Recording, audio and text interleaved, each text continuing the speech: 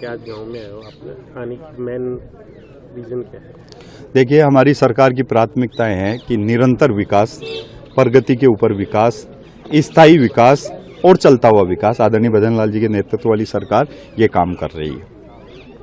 कुछ लोग, CJP party के कुछ लोग कल यहाँ पे गांव में आए, गांव का माहौल खराब करने की कोशिश की, गांव की बहन बेटियों के साथ में उल्टा पुल्टा बोलना, गांव में एंटर करते ही ये बोलना। और अब गांव वालों के पास में तो ऐसे कोई उस समय कैमरे वगैरह थे नहीं कि उनकी चीज़ों को रिकॉर्ड करते, उनके पास ज़रूर ये चीज़ें थी।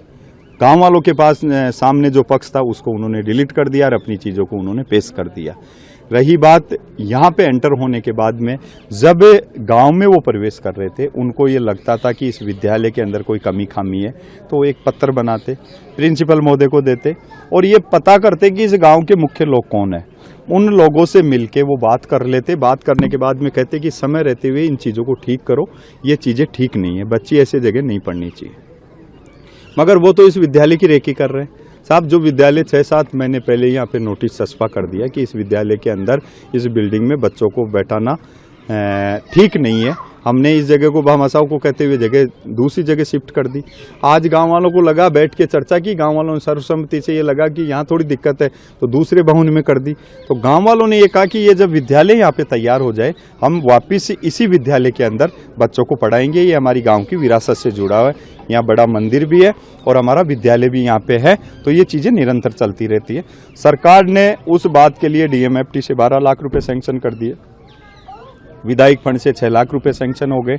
बारिश का टाइम था, 1-1.5 महीने बारिश का जो समय चला, उसके अंदर गांव वालों ने कहा कि विद्यालय अच्छा बनना चाहिए। हमने कहा भाई इन पैसों से काम हो जाएगा और फिर भी कोई दिक्कत आएगी तो अपन और कर देंगे।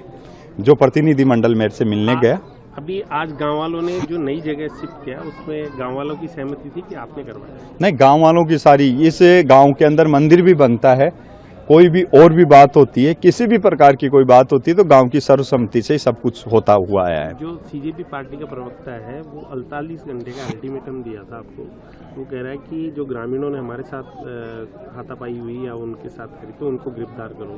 तो अब आगे आपका क्या कहना है? देखिए, सीजेपी पार्टी के स्पोक पर्सन मिस्टर आशुतोष राका और इनके चीफ आशुतोष राका ने अलग अलग 5-5 मिनट में बयान चेंज कर रहे। हम कल जिस बयान पे थे आज भी हैं। हमारी सरकार की प्राथमिकता विकास है, हमारी सरकार की प्राथमिकता है सबको साथ लेके चलने की है। यही बात मैंने उनको कहा कि आप आते वहाँ बात करते, वो बात हमारी हो गई।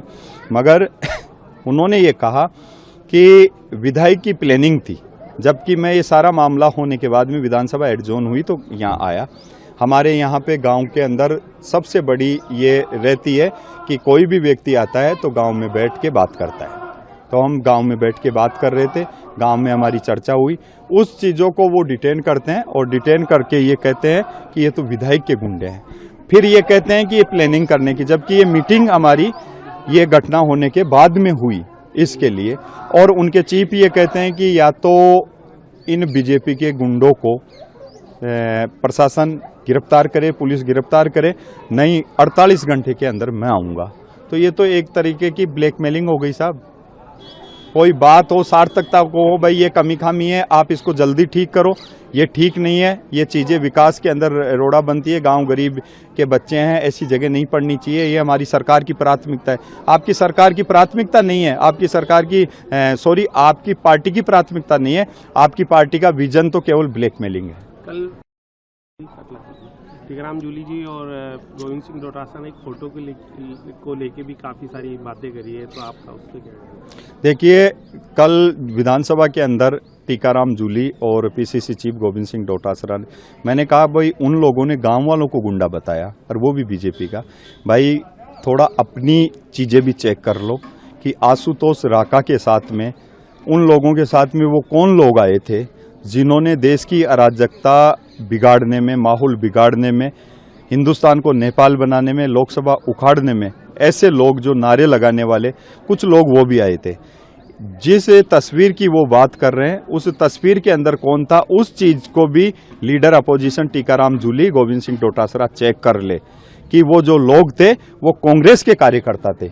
मैं कांग्रेस बीजेपी करने यहाँ पे नहीं आया, मैं तमाम गांव वालों की विरासत, यहाँ की जो परंपरा बनी हुई है उस परंपरा के लिए आया हूँ। और मैंने मेरे सोशल मीडिया के पेज पे भी लिखा, गांव की परंपरा के साथ में अगर कोई व्यक्ति छेड़छाड़ करेगा, कोई पार्टी छेड़छाड़ करेगी तो वो बर्दाश्त नहीं होगी। अभी स्कूल जो नया सैंक्शन हो गए पैसे, उसके बाद में कब तक तैयार हो जाएगा और बच्चे कब तक शिफ्ट हो जाएंगे? भाई हमारा एक ही विजन था, गांव वालों ने बोला कि बारिश का थोड़ा समय, बारिश का ये ठीक हो जाएगी तो उसके बाद में हम काम चालू कर देंगे। अब बारिश लगभग ये सावन का महीना निकल रहा है, इसके बाद में हम इसका काम चालू करके इसी भवन को तैयार करके यहाँ पे बच्चे पढ़ते रहेंगे। अभी जो नई जगह जो शिफ्ट किया है वहाँ पे सारी सुविधाएं मुहैया? हाँ, बिल्कुल। जो उनको लग रहा था गांव वालों को भी हो सकता है, हम तो हमारी तरफ से, मैंने कहा ना कि गांव वाले जहाँ पे रहते हैं वहाँ पशुधन भी रहता है, चारे का स्टोरेज भी रहता है, ये एक रहता है गांव में। किसी गांव में जाके चेक कर लो, रामपुरा ही नहीं है।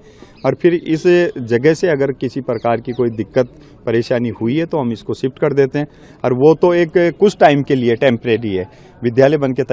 आपके राज्य की खबरें, आपके शहर की खबरें सबसे पहले जानने के लिए देखते रहें अमर उजाला। चैनल को सब्सक्राइब जरूर कर लें और पाएं हर अपडेट।